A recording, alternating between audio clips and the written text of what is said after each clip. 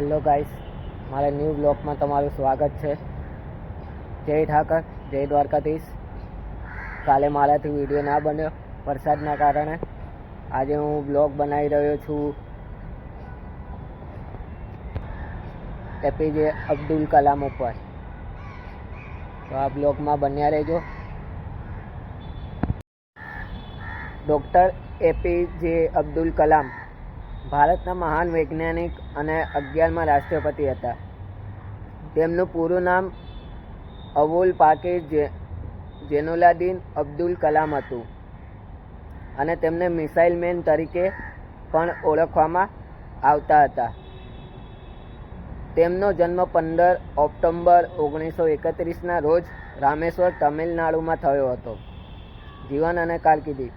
સામાન્ય પરિવારમાં જન્મ્યા છતાં તેઓએ ખૂબ જ મહેનતથી અભ્યાસ કર્યો અને એરોનોટિકલ એન્જિનિયરિંગની ડિગ્રી મેળવી. તેઓએ ભારતીય અંતરિક્ષ સંશોધન સંસ્થા ISRO અને સંરક્ષણ સંશોધન અને વિકાસ સંસ્થા DRDOમાં મહત્ત્વની સેવાઓ આપી. ભારતના મિસાઇલ કાર્યક્રમમાં અગ્નિ અને પૃથ્વી જેવી મિસાઇલો બનાવવામાં તેમનું મોટું યોગદાન હતું. એપીજે અબ્દુલ કલામ જન્મ 15 ઓક્ટોબર 1931 રામેશ્વર, તમિલનાડુ. 27 જુલાઈ 2015 શિલોંગ. ગણતંત્ર ભારતના 11મા રાષ્ટ્રપતિ, ભારત રત્ન, દિગ્ગજ વિજ્ઞાની અને પ્રખર મિસાઇલ ટેકનોલોજીસ્ટ. ડૉક્ટર કલામે પ્રાથમિક અને માધ્યમિક શિક્ષણ પોતાના વતન રામેશ્વરમાંથી જ લીધું. ઉચ્ચ શિક્ષણ ચેન્નઈથી એવિએશન એન્જિનિયરિંગ કોલેજમાં. તેઓ કોઈ યુનિવર્સિટીના વિધિસરના ડોક્ટરેટ નહોતા. તેમણે વિદેશમાં રહીને શિક્ષણ લીધું ન હતું. તે છતાં ડઝનેક યુનિવર્સિટીઓની મનાહ ડૉક્ટરની પદવી તેઓએ પ્રાપ્ત થઈ હતી. રાષ્ટ્રપતિ પદ અને સન્માન. તેઓ 2002થી 2007 સુધી ભારતના રાષ્ટ્રપતિ રહ્યા અને તેમને જનતાના રાષ્ટ્રપતિ પીપલ્સ પ્રેસિડેન્ટનું નામ આપ્યું. વિજ્ઞાન અને દેશ સેવા માટે તેમને ભારત સરકાર દ્વારા 1997માં દેશના સ્વચ્છ રત્ન એવા ભારત રત્નથી સન્માનિત કરવામાં આવ્યા હતા. 27 જુલાઈ 2015ના રોજ શિલોંગ ખાતે પ્રવચન આપતી વખતે તેમનું અવસાન થયું હતું. ભવિષ્યને જોઈ જાણી શકનાર ડૉક્ટર કલામ એક વાત નિશ્ચિતપણે સમજી ગયા કે 21મી સદીમાં યુદ્ધ પરંપરાગત નહીં પણ ઉચ્ચ ટેકનોલોજી ઉપર આધારિત હાઈટેક યુદ્ધ હશે. મિસાઇલ અને ઇલેક્ટ્રોનિક સરંજામ આવા યુદ્ધનું હાદ હશે. તેથી ભારત માટે મિસાઇલો પ્રક્ષેપાસ્ત્રોનું ઉત્પાદન કરવું અનિવાર્ય છે. આવા મિસાઇલો ટૂંકી, મધ્યમ અને લાંબી અવધિ રેન્જના હોવા જરૂરી છે. ડૉક્ટર કલામ અને તેમના સાથી વિજ્ઞાનીઓએ તમામ પ્રકારના. એક સમય એવો હતો જ્યારે ભારતના સંરક્ષણ વિભાગને લડાયક અને માલવાહક વિમાનો ઉપરાંત તોપો અને તેમના છૂટા ભાગો પણ પરદેશથી આયાત કરવા પડતા હતા. પરદેશી સત્તાઓ કાળગત યુદ્ધ સામગ્રી ભારતને પધરાવતી હતી.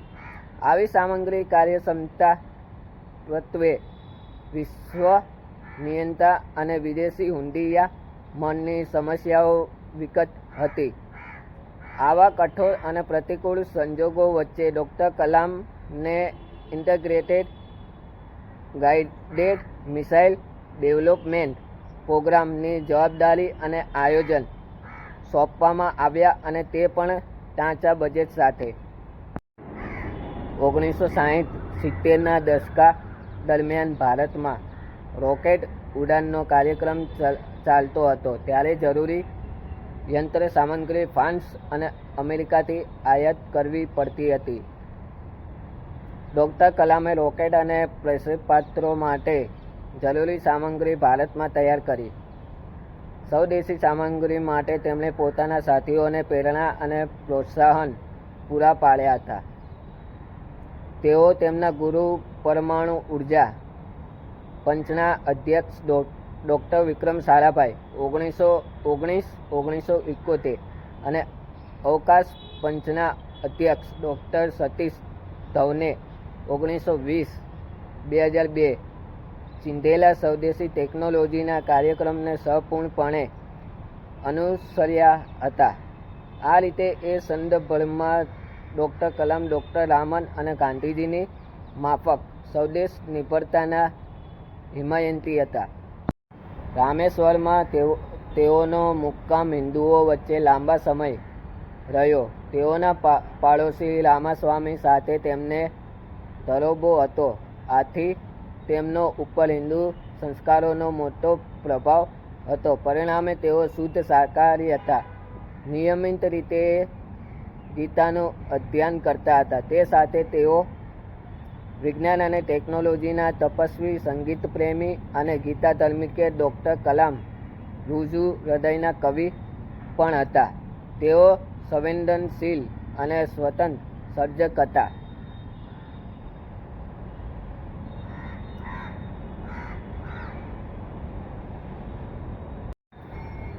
આશરે 2 ડઝન પ્રયોગશાળાઓ, દરેક શૈક્ષણિક સંસ્થાઓ, 7 સંશોધન કેન્દ્રો અને 42 કંપનીઓની મદદથી પ્રક્ષેપાસ્ત્રો તૈયાર કરી રાષ્ટ્રને રક્ષાકવચ પૂરું પાડનાર અપરિણિત ડૉક્ટર કલામ એપ્રિલ 2002ના અંત સુધી સંયમપાકી રહ્યા હતા. રાષ્ટ્રને સમર્પિત ઋષિ તુલ્ય વિજ્ઞાની, બિનસાંપ્રદાયિક રાષ્ટ્રનું સાચું અને બેનમૂન ઉદાહરણ હતા. તેમણે તેમના પુસ્તકો ઇન્ડિયા 2020, વિનિંગ ઓફ ફાયર અને લેજિટેડ મીન્સ દ્વારા ભારતના નાગરિકોને પોતાની દીર્ઘદ્રષ્ટિ અને કુશાગ્ર બુદ્ધિની ઓળખ આપી છે. 1997માં ભારતનો સ્વચ્છમ ખિતાબ એનાયત થયા બાદ તેઓ સર્વતોમુખી સન્માન નાગરિક તરીકે ઉભર્યા હતા. પરિણામે લગભગ 90% મતોથી તે ભારતના 11મા રાષ્ટ્રપતિ તરીકે નિર્વાચિત થયા હતા. તેમણે 25 જુલાઈ 2002ના રોજ રાષ્ટ્રપતિ પદનો હોદ્દો ધારણ કર્યો હતો. તેઓ ધર્મનિરપેક્ષતા અને રાષ્ટ્રની સુરક્ષાના ચુસ્ત હિમાયતી હતા. ગરીબાઈ અને નિરક્ષરતાના નિવારણ દ્વારા રાષ્ટ્રના સર્વાંગીણ વિકાસ માટે તેઓ પ્રતિબદ્ધ હતા. તેઓએ પદ્મભૂષણ 1981, પદવીભૂષણ 1990, ભારત સરકાર તરફથી ગવર્નમેન્ટ ઓફ ઇન્ડિયા તરફથી 1997માં Indira Gandhi award for national integration, government of ઇન્ડિયાનો 1998માં વીર સાવરકર એવોર્ડ, 2000માં શાસ્ત્ર રામાનુજન પ્રાઇઝ અને નેશનલ સ્પેસ સોસાયટી US 2013માં પોન બ્રાઉન એવોર્ડ, આમ વિવિધ એવોર્ડ એનાયત થયા હતા. કલામ સાહેબ રાષ્ટ્ર અને પ્રજાનું હિત હોય એવી બાબતોમાં પ્રોટોકોલને વચ્ચે લાવતા ન હતા. રાષ્ટ્રપતિ તરીકે તેઓ અત્યંત લોકપ્રિય બન્યા હતા. દેશભરમાં તેમને પીપલ્સ પ્રેસિડેન્ટ તરીકેની ઓળખ મળી હતી. ભારત રત્ન મળ્યા પછી રાષ્ટ્રપતિ બનેલા ડૉક્ટર કલામ ત્રીજા નાગરિક હતા. અગાઉ સર્વપલ્લી રાધાકૃષ્ણ અને ઝાકિર હુસેનને ભારત રત્ન મળ્યા બાદ દેશના રાષ્ટ્રપતિ બન્યા હતા. રાષ્ટ્રપતિ તરીકે તેમનો કાર્યકાળ પૂરો થયા બાદ બીજી વખત તેમણે રાષ્ટ્રપતિ બનવાની માંગણી અને લાગણી હતી, પરંતુ તેમણે બીજી વાર રાષ્ટ્રપતિ પદ માટે ચૂંટણી ન લડવાની જાહેરાત કરી હતી. તેમના અનુગામી પ્રતિભા પાટીલની સમય મર્યાદા 2021માં પૂરી થઈ ત્યારે પણ દેશભરમાં ડૉક્ટર કલામની તરફેણમાં રાષ્ટ્રપતિ પદ માટે ઝુંબેશ ચાલી હતી, પરંતુ એ વખતે પણ તેમણે ચૂંટણી ન લડવાનો નિર્ણય જાહેર કર્યો હતો. નિવૃત્તિ પછી તેમણે દેશની ટોચની શૈક્ષણિક સંસ્થાઓમાં તેમના વિશાળ જ્ઞાનનો લાભ આપ્યો હતો. 27મી જુલાઈ 2015ના રોજ એવું જ એક પ્રવચન આપવા તેઓ IIM શિલોંગમાં ગયા હતા, જ્યાં વ્યક્ત આપતી વખતે તેમણે હૃદય રોગનો હુમલો થયો હતો અને તેની સારવાર દરમિયાન તેમનું અવસાન થયું હતું. 2002 થી 2007 દરમિયાન દેશના રાષ્ટ્રપતિ રહેલા તેઓને ઘણી સંસ્થાઓએ માનદ ઉપાધિથી નવાજ્યા છે, જેમાં માનદ fellow national academy of science 1995, માનદ doctor of science university of Wolverhampton UK 2007, king Charles II medal UK 2007, માનદ doctor of engineering Nanyang technological university Singapore 2008, આંતરરાષ્ટ્રીય Von Karman wings award California institute of technology USA 2009, Hoover medal American society of mechanical engineering USA 2009, માદન engineering university of હોટેલ Canada 2010, IIIનું માદન સભ્યપદ institute of electrical and electronics engineering USA 2011, માનદ doctor of law Simon Fraser university Canada 2012 અને માનદ doctor of science university of Edinburgh Scotland 2014. વિચારોને કાર્યાન્વિત કરવાનો તેમનો અનુરોધ હતો. મુખ્ય સલાહકાર તરીકે નિવૃત્ત થયા બાદ તેઓ અન્ના યુનિવર્સિટીમાં ટેકનોલોજી એન્ડ સોશિયલ ટ્રાન્સફોર્મેશન વિષયના પ્રાધ્યાપક તરીકે જોડાયા હતા. નિરક્ષરતા અને ગરીબાઈ રાષ્ટ્રની મુખ્ય સમસ્યાઓ છે અને તે માટે સામાજિક પરિવર્તન આવશ્યક છે એમ તેઓ માનતા હતા. તેઓ વિદ્યાર્થીઓ અને યુવાનો મારફતે ભારતને વિકસિત રાષ્ટ્ર બનાવવાના કામે લાગી ગયા હતા. ભારતને વિકાસના પંથે ઝડપથી લઈ જતા માટે તેઓ સમગ્ર રાષ્ટ્રના 1 લાખ વિદ્યાર્થીઓને મળી પોતાનો વિકાસ સંદેશ આપવા માંગતા હતા. આની અડધી સંખ્યાના વિદ્યાર્થીઓને તેઓ મળી ચૂક્યા હતા. આ રીતે યુવાનો અને વિદ્યાર્થીઓમાં રાષ્ટ્રીય ભાવના પ્રગટાવવા અર્થાંગ પ્રયાસો કર્યા હતા.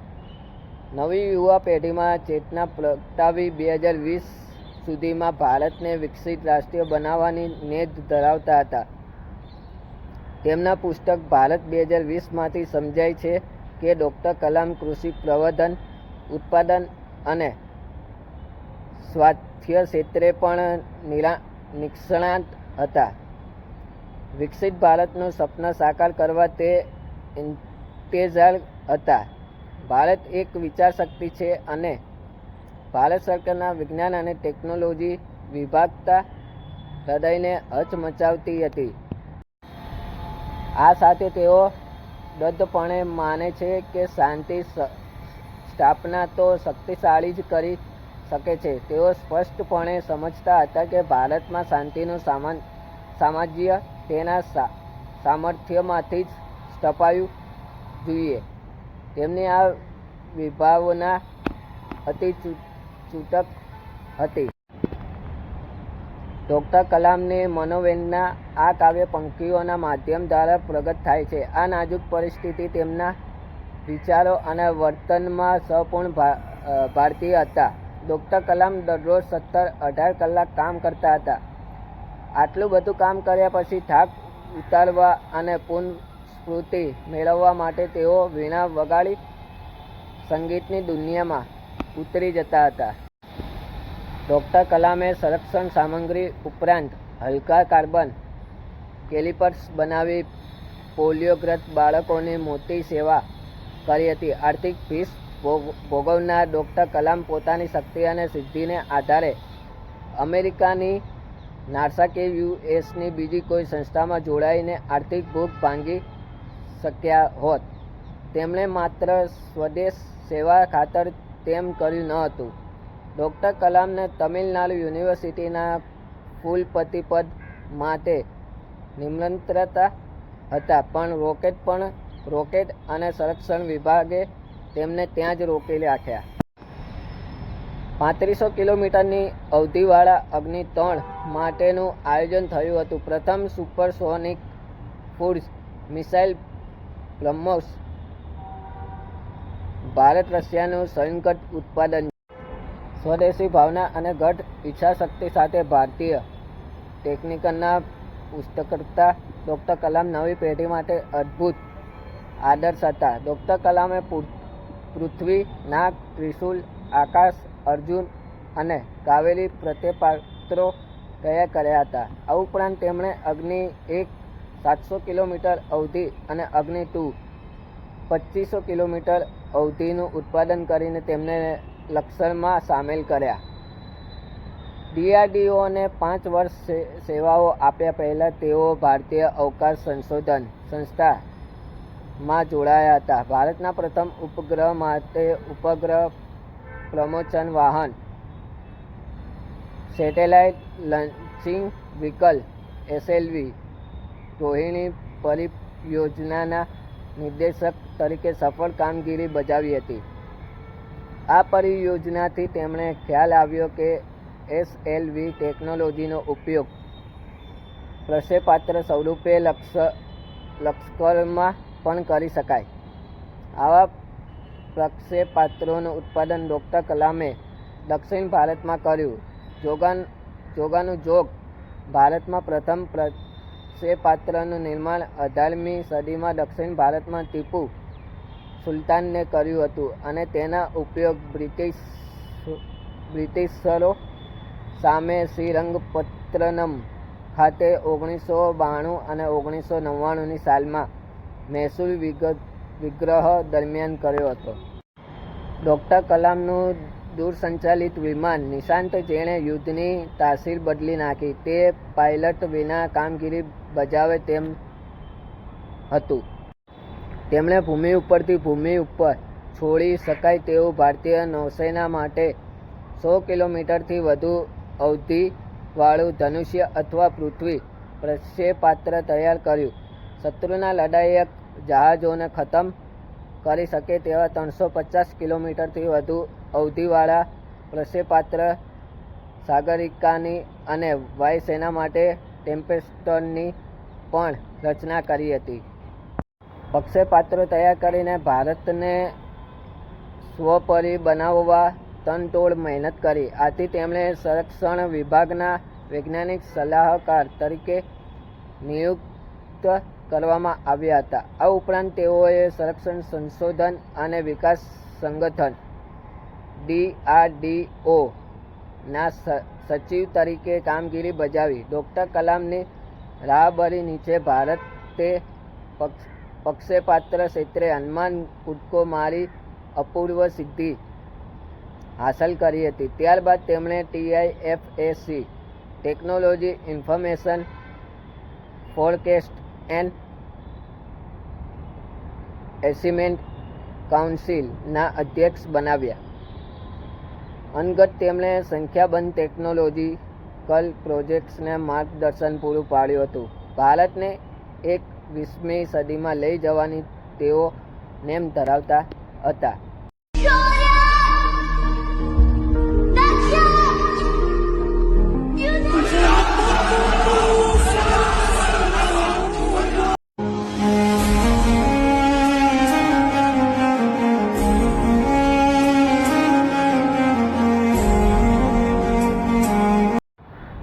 હેલો ગાઈસ, આ વિડીયો તમને ડૉક્ટર અબ્દુલ કલામ વિશે કેવો લાગ્યો એ કોમેન્ટમાં કહેજો. હું આ વિડીયોને અહીંયા એન્ડ કરું છું. જય ઠાકર, જય દ્વારકાધીશ. કાલના વિડીયોમાં મળીએ. ન્યૂ જય ઠાકર.